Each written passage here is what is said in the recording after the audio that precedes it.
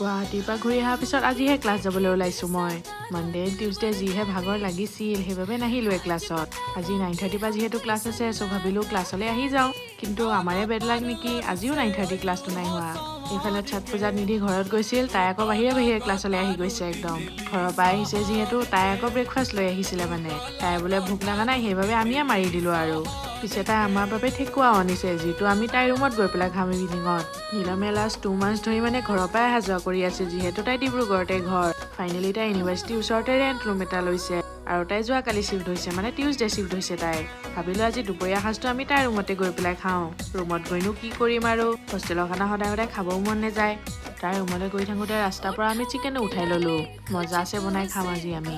বৰ্ষাক ক'লোঁ চাউলকেইটা ধুই দে আৰু মই মাংস বনোৱা তাগিলোঁ। নিধি আকৌ ঘৰৰ পৰা আহিছে যে তাই বহুত টায়াৰ্ড বোলে। এইফালে নীলমে মাজে মাজে মোক হেল্প কৰিও দি আছে অলপ অলপ। বাৰু নেক্সট বাৰটো কালি দেখাম, আজিলৈ বাবা।